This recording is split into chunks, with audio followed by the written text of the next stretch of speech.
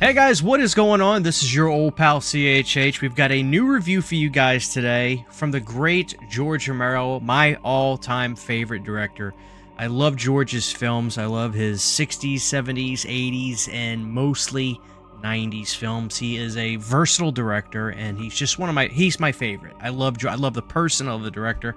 This is actually a cool title because this was out of print for the longest time. You could not get your hands on this title.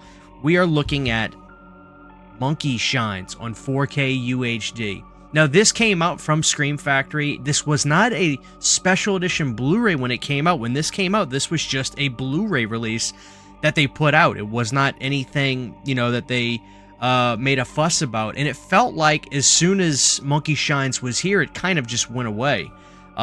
But I'll keep it somewhat spoiler-free, but I got to talk about the story for this movie because it is an interesting one. And then I'll tell you guys about my thoughts on the movie and the cover art because it's always a topic of conversation. So we've got this really awesome athletic dude in the beginning of the film. He's got this gorgeous woman in his life. They're making love. Everything's hunky-dory. Everybody's happy. He goes out that morning for a run. Well, during this run, there's an accident and he is basically paralyzed. Goes to the hospital, he gets a surgery, but we find out that he's not going to be able to walk again. He's going to be in a wheelchair. Now, this is horrible news for anybody.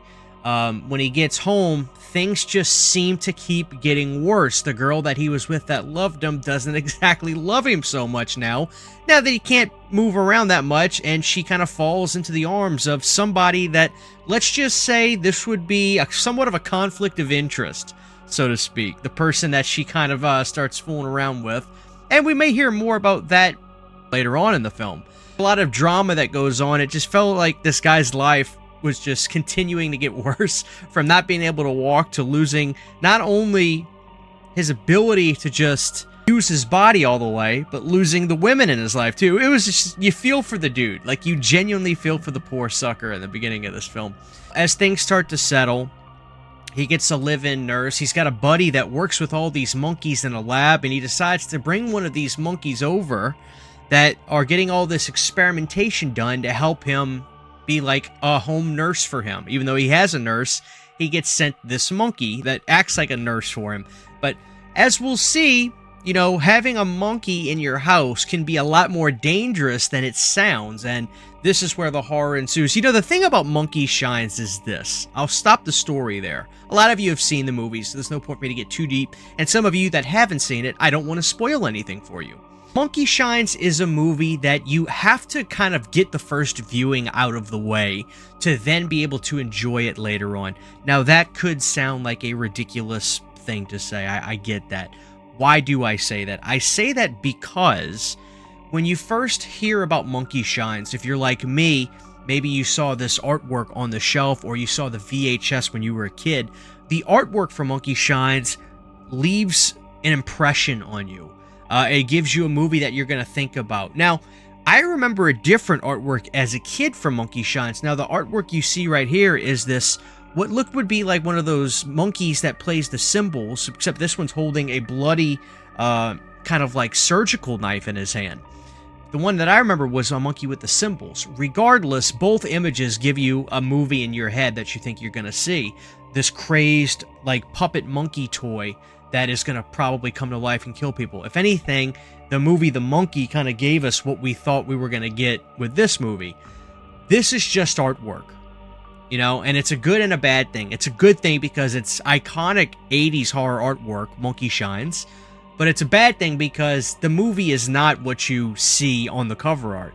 So that's why I say you really got to get the first viewing out of the way because you're not going to really be able to enjoy it as much as you're probably supposed to or are going to until you get the, oh my god, this movie is nothing like the cover art. This happens a lot, so it shouldn't be too big of a deal, but it kind of is because of the fact of how awesome that artwork is. But Monkey Shines, it's interesting. It's definitely what I would say is a horror movie in the grand sense, but it's really more of like this thriller movie, this kind of like nature run amok thriller movie, which of course I still at the end of the day would put that in the horror genre. My point is, Monkey Shines is just, it's a good little movie. It's not a life-changing horror film. It's far from George's best movie, but it's also far from George's worst movie. I mean, I would definitely take a movie like Monkey Shines and put it way above movies like Skinner, or probably his post Day of the Dead zombie movies like Land, Diary. And point is, like, Monkey Shines is a lot better than that. It's a classic film. Is it better than The Dark Half? That remains to be seen. When I revisit that, when I get it from Vinegar Syndrome, I'll tell you. My gut says that probably it is a little bit, but Monkey Shines is a classic. I think it's a movie most people like. Of course, you always hear about, man, I wish that the monkey in the cover was kind of in the movie. But once, like I said, once you get to marinate with the movie for a little bit, once you've seen it, you've sat with it, it becomes a movie you enjoy watching. And the thing I love about George's movies, this is something that, this is one of those qualities about George Romero films that I love. When you think about certain directors, their movies they move like freight trains. Other movies can move very slow. Like, for instance, Dario Argento films are captivating, but sometimes they're meticulously slow. Guys like maybe Eli Roth or somebody, I'm just using him as an example, his movies can move very, very fast. What I love about George is I find that his movies have a temperament that I relate to. His movies aren't fast, his movies aren't slow, his movies move at a moderate tempo. And I love that. You can relax with the film, but you never get to a point to where you're starting to get bored with stuff. Maybe older movies like Martin from him, although I like Martin, but nobody would deny that Martin is a slow burn. But a movie like Monkey Shines moves at that perfect George Romero pace, where you get to settle in with the film, and like as you start to want something to happen, something typically happens. I don't know how big of a splash this made when it came out, but I know that it's definitely got its fan base now, and above anything else, it's got iconic imagery for the horror genre. So I like the film. Now let's talk about the picture quality on this. Now, what I have to compare to this is an old Eureka Blu-ray. Now, I think we've gotten to a place where most Scream Factory 4Ks look good. And I will say, I think this one looks really good, but I'm going to be dead-ass honest about this. I would give this picture quality an 8 out of 10 on the 4K scale. I thought it looked good, even great. But there was something about this 4K, and I'm not even going to have anything I can meticulously criticize. Like, there was nothing inherently wrong with it. It looked good. But I just couldn't shake the feeling that, and I'm just going to use them as an example because Vinegar Syndrome, I think, does all their 4K restorations by themselves. They have people that do it themselves. I just felt like if this would have been from another company like Synapse or Vinegar Syndrome, the 4K would have looked just that much better. You know, and there are other 4Ks from Scream Factory that I definitely think outperformed this one. But then again, like I said, it's just one of those things. Very happy with this. Looked better than my Eureka Blu-ray. A little more than marginally. I wouldn't say it blew it out the water because it's still a high definition transfer, the Eureka one, as is probably what the Scream Factory Blu-ray is. I don't have that one, so I'm going to assume that they're the exact same transfers that got licensed for the company. But this is good. I would even say it's good enough. It's a good 4K, but I just couldn't shake the feeling that, like, maybe this would have came up from like a Vinegar, it would have looked that much better. It would have had that, like, just that look that most Vinegar Syndrome stuff has. So the 4K, I'm going to give it an 8 out of 10. The audio was good. You had a 5.0 and a 2.0. I did the 5.0 because I do have a better living room sound system now, and I was fairly happy with that too. I thought that sounded really good. Now let's talk about the special features. As a matter of fact, let's go look at the back of this and we'll talk about it. All right, guys, you'll see on the back it says Disc 1 4K restoration of the original negative. It's a little interesting how they don't say camera negative there or 35mm camera negative. It kind of makes me wonder, which also makes me kind of go back to my earlier thought process on the 4K itself. But it is presented in Dolby Vision, audio commentary with writer-director George Romero. There's a new audio commentary with film critic Eric Vesp and author Daniel Kraus. On Disc 2, we have the new restoration as well. We have the audio commentary with George Romero, the new audio commentary with Eric Vesp and Daniel Kraus, and Experiment in Fear, the making of Monkey Shines, which I believe is on the Blu-ray release that they did, and this was also on the release from Eureka, if memory serves too. We have the alternate ending, deleted scenes, behind-the-scenes footage, the making of Monkey Shines, vintage interviews, theatrical trailers, TV spots, and still gallery.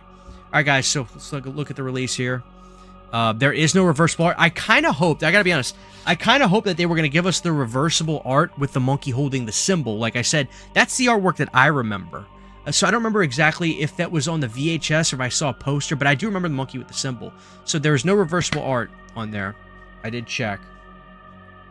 The discs look good. And oh, here we go. So they do give us the monkey with the symbol. The Blu-ray has the monkey with the symbol. That's what I remember as a kid. So you get the monkey with the symbol with the Blu-ray, and then the monkey with the knife on the 4K disc. No off-gassing for the record. You can see my case looks pretty spotless. So I'm pretty happy with that. So I love this movie. I definitely wanted to upgrade this, and I definitely wanted to review it because any chance I get to talk about Mr. Romero's films, I jump at the chance. The question is, should you pick this up? Here's what I'll say. I do recommend it, but I will say this does lack new features, and this is interesting. I just did a video where I basically said, listen, Scream Factory's coming back, and I'm really happy about that. I saw that Sleepaway Camp's going to have new documentaries on there, which is fantastic. The couple releases like Renfield and such have new documentaries on them. Like, this one lacks new features with the exceptions of the new audio commentaries by the film historians. I'm just being pragmatic. I don't think that's good enough for most people, or they're that interested in it.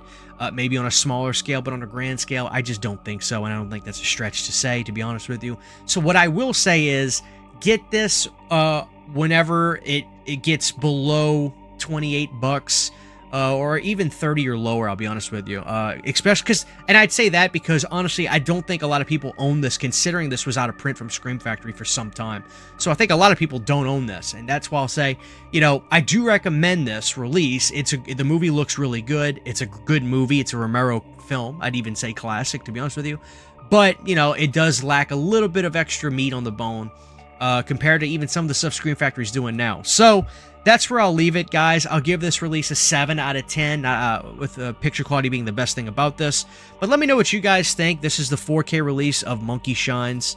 I'm pretty happy with it. But like I said, guys, probably wait for a good sale or wait till Amazon kind of drops that price a little bit and enjoy the film. It is a Romero classic for what it's worth, guys. So let me know what you guys think about Monkey Shines. Let me know which artwork is more burned in your brain, the symbol monkey or the knife monkey, and let me know where it falls in kind of your George Romero ranking.